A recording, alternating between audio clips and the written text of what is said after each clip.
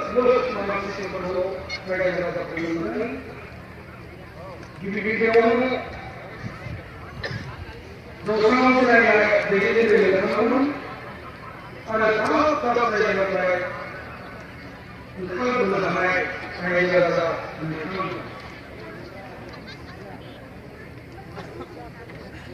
Jadi sampai kerana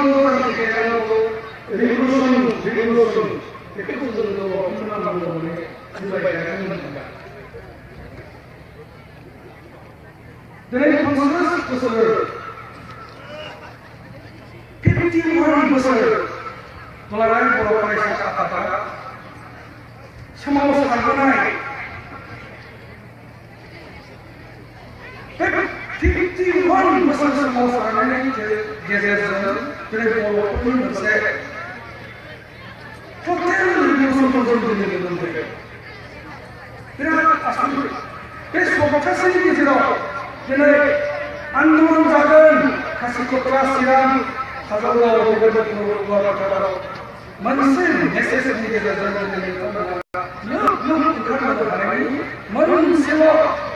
kalau nantinya jadi orang kita jalan beberapa revolution start cabai ada jalan jalan. Jadi manusia melalui beberapa saat ini kami bisnis positif apa yang kita dia filosofi bahasa yang baik. Tapi kalau boleh dibilang, dalam beberapa saat kami manusia atau persoalan Islam apa ini global digital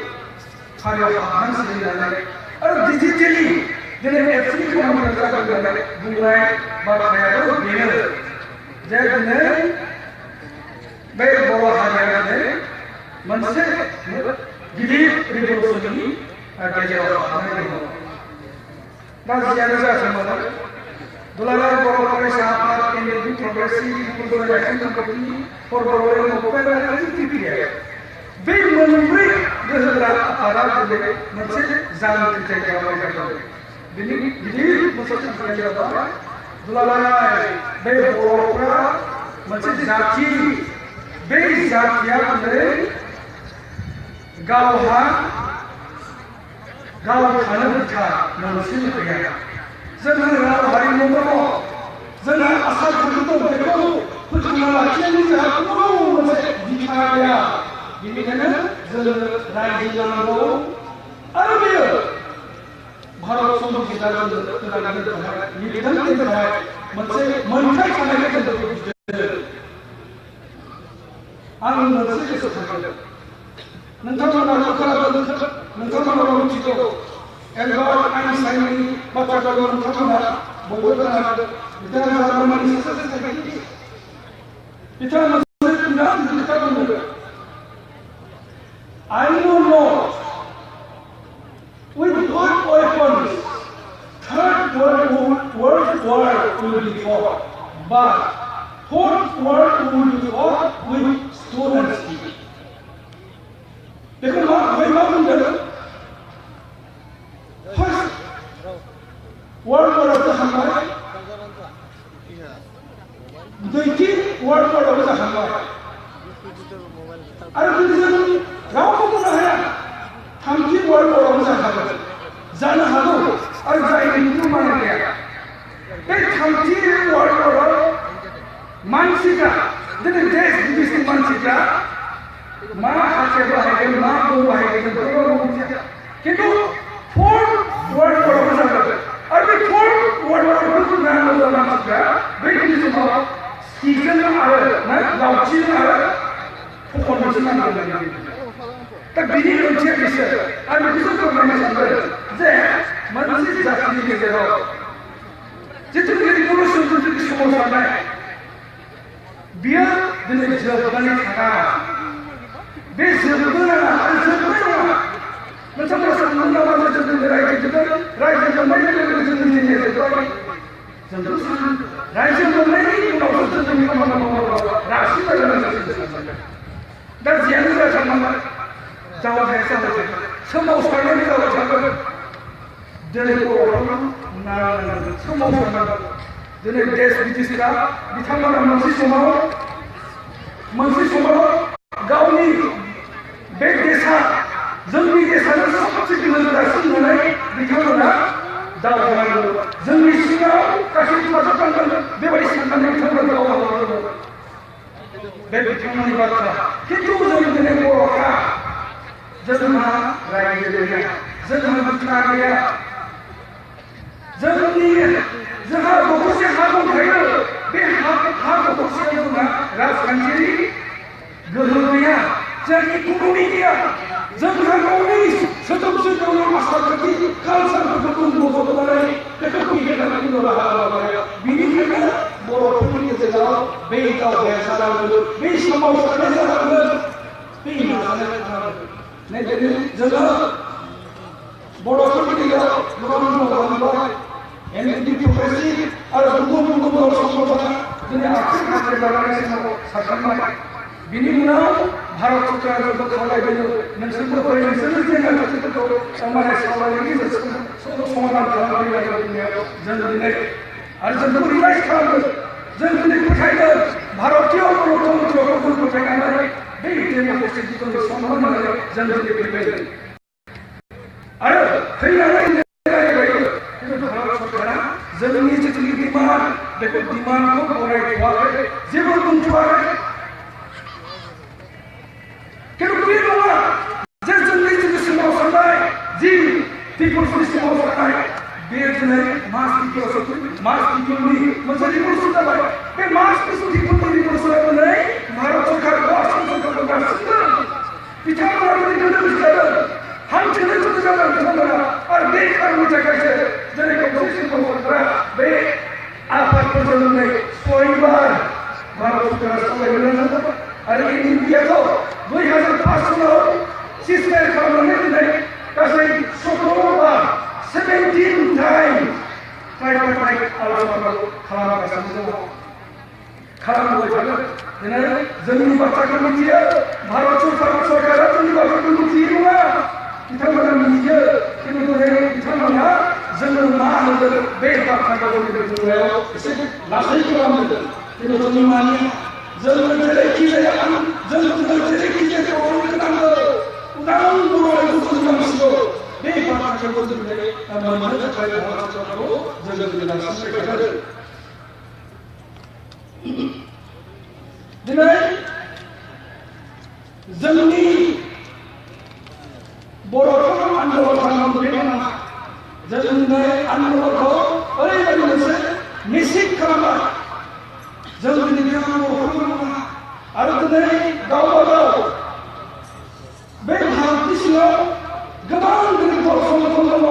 गोबां दिनै हारि माहारिफोर दङ बे हारि माहारिफोराव जायफोर दिनै भारतनि संबिजितनि सिङाव आलादा रायजोफोर बिथांमोनहाबो दिनै बिबाय थागोन आरो बैबायदि बर' संगठनफोर माहारिफोरजों जों दिनै लोगो लानानै बिराद गिदिर मोनसे रिभलिउसन बिराद गिदिर जानो थाखाय बे मोनसे बिराद गिदिर दावहा होननानै जों बुंनो सानदों दिनै जों हारसिं नङा आरो दिनै जोङो बेखौ बुंनांगोन जे भारतनि सिङाव गोबां जेंना दं बे जेंनाफोराव दिनै माब्लाबा सम समाधान जादों दिनै जों नर्थ इस्टआव फिसा फिसा रायजो दङ नागाफोरा दिनै NSA बिराद बोसोर सोमावसारबाय बिथांमोना सिजफायारनो 21 बोसोर जाबाय बै 21 बोसोराव थानाय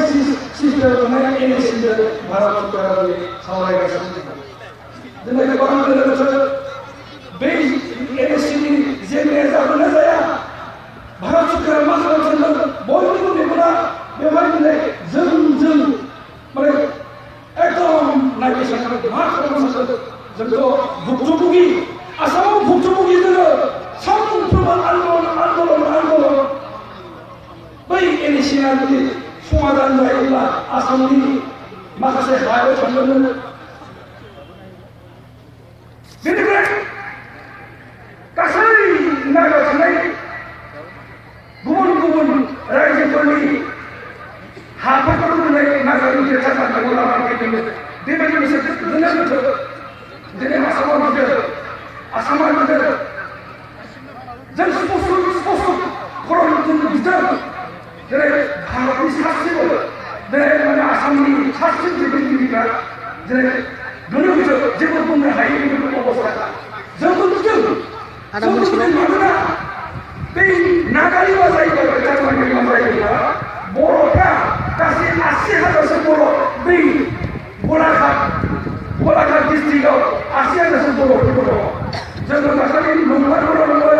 बर'फोरखौ माने बेबायदि जायगायाव दिनै बर'फोरा माबायदि रायजो जादों बेखौ जों नायनो थांदोंमोन जों गासै 46 मानसि थांबाय जोङो दुलाराय बर' फरायसा आफादनि इउपिपि गासै थांनानै नुहैबाय नायबा नुबाय बिथिं नागालेण्ड आरो बिथिं आसाम बेनिफ्राय बिनि गेजेर एक फार्मानबो दंबा माने सेक्सन मोनसे खालि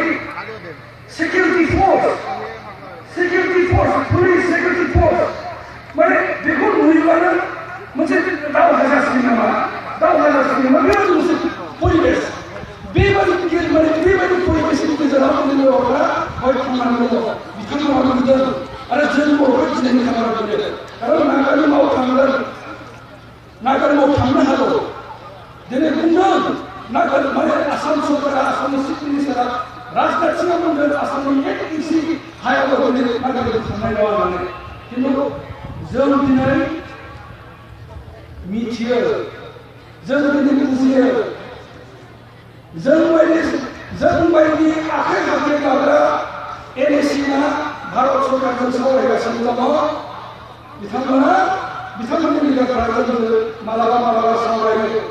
बिथांमोना जायखौ सावरायगोन बै कालेक्टिभ लिडार्सफोरनि माखासे लिडारफोरजों जों मोजां बिथांमोना जोंनो रिपर्ट होयो जे बे डेभेलपमेन्ट बिथांमोना जोंनो बिराद मोजां बाथ्रा बुङो जे बेवहाय थानाय बर्डाराव थानाय रायजो राजाफोर गिनांगौनि बाथ्रा गैया जों बुंनो सिमानि बाथ्रा खिन्थु सिमाखौ लानानै जोङो गुरुफोरा बेखौ हमथाबनायनि बाथ्रा नङा जेरै जोंनि जिथुनाखि एकर्ड बे एकर्डआ जासिगोन आरो बे एकर्डआ जायोब्ला नागा मानसिफ्रा गोसो गोजोननो हानाय मोनसे मोजां एकर्ड जागोन होननानै बिथांमोना जोंनो बुंदों आरो बिथांमोना बुंबावदों जे अलमस्ट माने बे जिथुनाखि सुक्ति बे अलमस्ट कमप्लिटेड बे गारि खामानिनि बाथ्राखौसो बे गारि खामानिखौ बिथांमोना माने रायलायगासिनो बुंगासिनो दं बेबायदि आरो ना बाथ्राया बिदिनो बाथ्राया बेवहाय बेल' नङा जेरै नागा मानसिफ्रा बिराद गिदिर मोनसे जोबोद सबायथिनि बाथ्रा बै सबायनि बाथ्राखौ बिथांमोना दाबो नागाराखै सबायथिनि बाथ्राखौ बिथांमोना दाबो नागाराखै भारत नागा मानसिया इन्डियान नंला होननायखौ भारत सरकारा गनायना लानायनि उनाव भारत सरकारा बेखौ मिथिनानै गनायथि होनायनि उनाव नागा मानसिफ्रा मोनसे गोसो खांबाय थागोन बिथांमोननो मा नांगौनो मिथिगौना बिथांमोना उदां भाबै भारतनि फ्लेगखौ बरायखांनोसै NSCनि फ्लेग नागाफोरनि नेशनेल फ्लेगखौ बरायहैगोन होननानै बुंदों बिथांमोना बेबायदियै आरो गोबां दिनै बेबायदियै बिथांमोना सबायथिनि सायाव शेयार खालामनानै बिथांमोना गाव बाथ्रा बुंदों बेनिफ्राय बे बिथांमोननि दा नांथानायनि मोनसे खार'ना जादों फ्लेगखौ लानानै जादों बे फ्लेगखौ दिनै NSCआ बेखौ मोनैनि बाथ्रा गैया जम्मु काश्मीराव 270 आर्टिकेलनि दारै 370 आर्टिकेला ओरैबायदि गोहो होदों बिथांमोना फ्लेग गावसोरनि काश्मीरनि फ्लेगखौ बरायहोनो हायो इन्डियान फ्लेगखौ बरायहोयो नागाफोराबो 371 आर्टिकेल 371 एनि जिथुनाखि स्पेसियेल मोनसे पावार बे पावारनि गेजेरजों बिनि गारियाव दं होनदोंमोन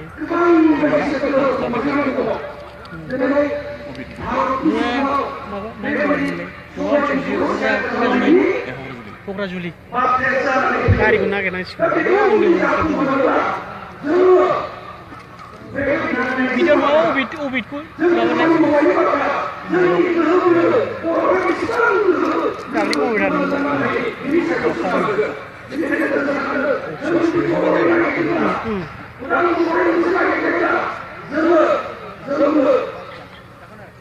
부분 다니냐 그냥 여기 생각하시고 있는 각수라고 그러니 이거는 나는 배우기 때문에 저는 내가 하는 거는 배우기 그 부분을 배우기 잘하는 시간으로 올리고 나가서 어디서 올리다가요 저희가 그렇게 해내고 얘네들은 그것도 상관없는데 저는 마음속으로 내가 예수 정말 자신 정말 어쨌나이 제가 저는 나만의 생각을 생각하는 근데 저는 만세 바깥으로 저쪽으로 가는 데 앞서는 하나 삼이고 프림 나는 삼이고 프림